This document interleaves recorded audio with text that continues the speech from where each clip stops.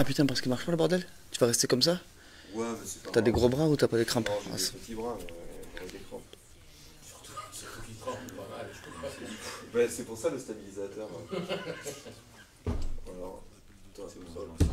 Tu vas le voir là, ici, non? Ah ben voilà, on va faire comme ça. tu te feras moins chier. Ouais. Hop. Ça, je peux aller fumer une clope. Hop. Tac. Tu m'as dit que tu le vois toujours pas. Non, mais on a lancé, donc on est en direct.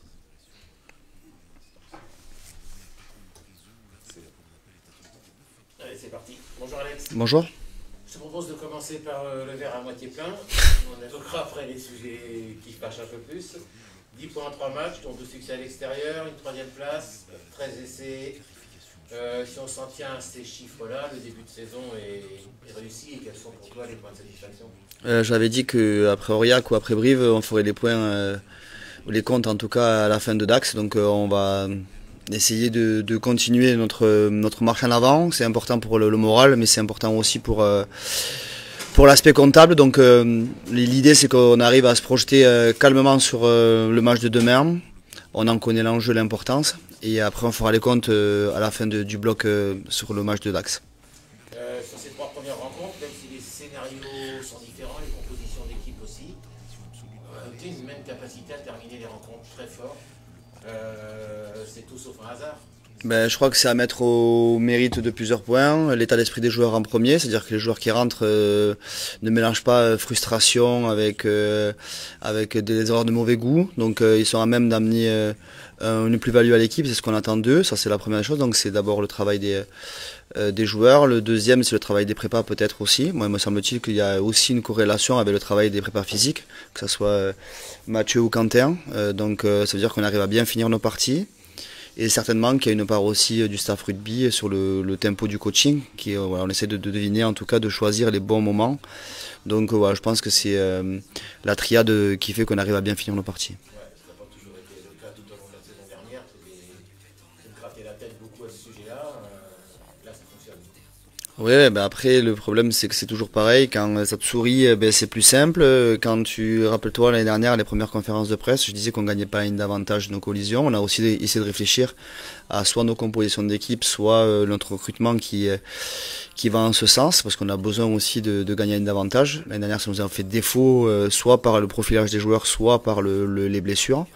Et du coup, aujourd'hui, on arrive à gagner la ligne d'avantage, surtout la seconde mi-temps contre Brive, c'est l'équipe qui a la plus dense pour l'instant qu'on a rencontrée.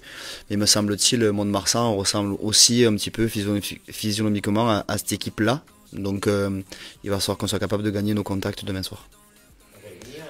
Autre chose, un autre chiffre, quand même, 35 joueurs utilisés en 3 matchs. Seuls Brive et Grenoble ont utilisé plus. C'est cette densité d'effectifs que vous recherchez également? Ben, c'était ma volonté l'année dernière de aussi avoir un groupe plus cohérent, qu'on soit en capacité avec Kevin, Guillaume et Tanguy de faire des mouvements dans l'équipe sans faire, comme j'ai pu lire ici ou ailleurs, un deuxième choix. J'ai le sentiment qu'on a 40 joueurs capables de jouer à ce niveau-là. Et il faut qu'on soit capable sur soit un choix stratégique fait par nous ou l'opposition qui est en face de nous, arriver d'un match à un autre à faire tourner des joueurs à des postes pour qu'on puisse créer beaucoup plus d'incertitudes. Donc au 35, sachant que Gauthier n'a pas encore joué, que Matt Begum n'a pas encore joué, voilà, que Corentin Glénat n'a pas encore joué, que Jacob Botica n'a pas encore joué. Donc voilà, il me semble qu'on a au moins 40 joueurs capables de jouer en Pro D2 cette saison, oui. L'effet secondaire, t'en parlais après la victoire à Nice vendredi dernier, c'est que ça t'amène à te faire des nœuds au cerveau. Tu t'es gratté la tête depuis vendredi dernier pour arrêter la compo du match pour le Mont 2. Ouais, mais je préfère faire ces nœuds-là. Je préfère en fait que les nuits soient plus courtes ou que les réunions avec le staff rugby soient plus longues pour choisir à la fin que faire l'inverse. Aujourd'hui, oui, la tête elle s'est grattée, les cheveux, il n'y en avait plus, donc les perdre ça devient compliqué. Mais en tout cas, l'idée elle est que en rentrant de Nice, on y a passé toute la journée de samedi à l'intérieur, on a discuté déjà entre nous. Et dimanche matin, on a arrêté l'équipe, mais oui, c'était très long.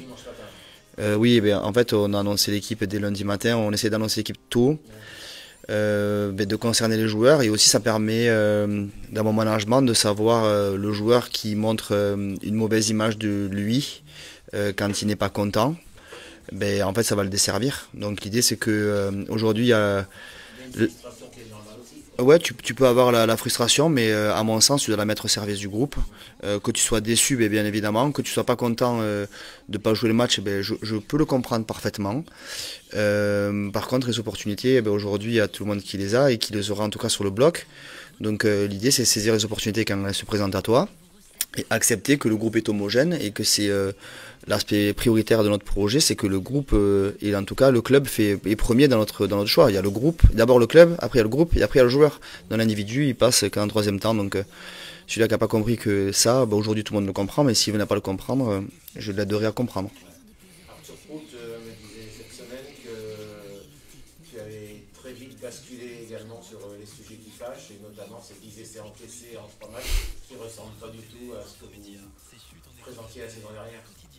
Après, le danger de se projeter vers l'avant, c'était une volonté de notre part et de la mienne en tout cas de se rendre plus offensif et t'amène aussi à te découvrir et à prendre des essais sur des transitions. Donc ça, en tout cas, je l'accepterai. J'accepterai aussi que on puisse rater sur une action un jour. Ce que je n'accepte pas et ce que je leur ai dit, c'est que sur les organisations et en tout cas le lancement placé, je ne peux pas accepter qu'on se fasse en tout cas perdre des collisions ou en tout cas prendre des essais en première main. Donc ça pour moi c'est inacceptable. Mais en effet, lundi matin, la vidéo elle était en ce sens. La vidéo également, il y a ces 2 cartons jaunes vendredi dernier. Justement, je te vois hocher la tête. Mais celui d'Arthur, je sais pas comment il peut arriver, mais en tout cas il est arrivé. En tout cas celui de Léo il est pas discutable. Mais celui d'Arthur, techniquement je ne peux pas le comprendre. Et du coup il nous met dans une situation hyper inconfortable. Parce qu'on mène 25-5, on rentre à la mi-temps, on est 14, tu reviens autour de mi-temps, tu subis et de suite tu reprends un deuxième carton jaune clairement justifié, aucun problème. Donc il y a 13 quoi. Et après quand tu cours à ce jeu-là avec une équipe en face qui avait une marque de fabrique Nice en national l'année dernière très portée vers l'offensive, et on s'était dit à la mi-temps que à 25-5, qu'est-ce qu'on fait à leur place? On joue partout et on n'a plus rien à perdre. Donc on a couru après le score et on a pris 3 essais en 10 minutes et ça par contre ça m'a mis en colère. Arthur me disait également cette semaine que vous attendiez à affronter une bête blessée avec ces Montois qui ont perdu leurs 3 premiers matchs. La défiance est de mise. Ah mais plus que de mise, quand tu vois leur effectif sur le papier, tu te dis que ça va leur sourire au bon moment donné, donc ils vont le provoquer et puis ça va tourner. On espère que ça ne tournera pas demain. En tout cas, on va essayer de donner les moyens de ne pas les faire tourner demain. Oui, il y a sur le papier une grosse équipe, le staff il est de grande qualité. Donc on se dit qu'au bout d'un moment, voilà, c'est une mauvaise passe, ça fait que 3 journées de championnat, je pense qu'il ne faut pas s'affoler de leur côté, mais nous il faut qu'on les empêche de sourire. Donc le rendez-vous en tout cas sur la bête blessée, souvent les premiers rendez-vous c'est sur les phases d'affrontement. Connaissant un petit peu le manager, connaissant son ancien métier, je me dis que les fondamentaux vont être importants et que c'est ce que je... Il était prépa physique, mais avant ça il était militaire. Donc du coup voilà, il a quand même ces valeurs là Patrick, et c'est ce que je dis aux joueurs lundi matin, c'est que si je suis à sa place, qu'est-ce que je fais? Je me retrouve sur les fondamentaux, le combat, l'état d'esprit, et tu leur dis on va là-bas, on va se retrouver sur ces valeurs là. Donc nous on s'est préparé aussi. Après le match contre Brive, tu avais dit que tu avais senti un peu l'équipe empruntée, prise par le contexte au début du match. Tu avais aussi parlé du fait qu'à domicile les équipes allaient peut-être être un peu moins libérées en top 4 en Pro D2. Lapsus.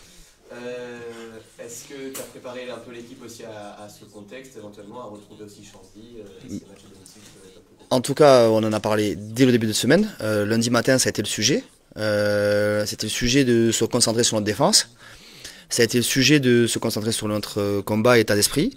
Et ça a été aussi sur le sujet de se dire qu'on ne peut pas attendre 40 minutes comme on a fait contre Brive pour faire le Chanzy et se dire qu'en fait on est là pour jouer au rugby, donc il faut qu'on soit libéré. Donc oui, c'est des choses qu'on a discutées. On a aussi fait beaucoup d'entretiens individuels avec les gars pour en parler.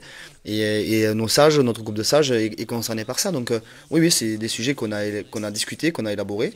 Et on doit être capable d'avoir aussi la même projection qu'on a eue d'entrée de match à Nice. Donc en fait, je leur ai dit depuis que je suis arrivé ici que pour moi, maison extérieure, ça, à part notre public, lequel il mérite qu'on lui rende hommage à tous les matchs. Mais sinon, pour moi, c'est un rectangle vert et il faut jouer au rugby. Donc il faut être sans gêne et se jeter vers l'avant. Et oui, et pourquoi on ne le ferait pas demain?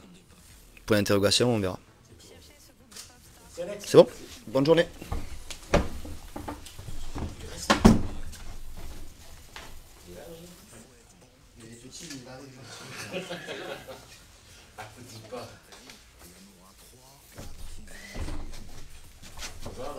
Bonjour. Ouais. Oh, ça changera pas ça. Je suis pas très grand mais. Justement, on entend beaucoup parler depuis le début de la saison sur l'état d'esprit qui règne à l'intérieur de ce groupe. Vous étiez ensemble? Ouais, franchement, je pense qu'on est un peu sur la continuité de la fin de saison dernière où voilà, on a commencé à plus se trouver sur le terrain et il y avait déjà une bonne entente au sein du groupe. Et là, ça a juste continué sur le début de saison et ça se voit aussi par les résultats. Ouais. Si on tient compte de la fin de saison dernière, justement, vous avez gagné 4 de vos 5 derniers matchs à l'extérieur. Agen, Nevers, là, Aurillac et Nice depuis le début de la saison. Et il y a eu un déclic à ce niveau-là au printemps dernier ou quelque chose a changé? Non, pas spécialement. On aborde tous les matchs pour les gagner ou du moins ramener des points. Donc ça nous a réussi sur cette fin de saison dernière et ce qui nous a permis de nous maintenir aussi. Donc je crois qu'on est dans la continuité. En fait, on se pose pas vraiment de questions à l'extérieur, extérieur domicile. J'ai l'impression qu'aujourd'hui ça veut même plus dire grand-chose parce qu'il y a beaucoup d'équipes qui s'imposent aussi à l'extérieur. Donc on aborde tous ces matchs pour les gagner et ramener le plus de points possible.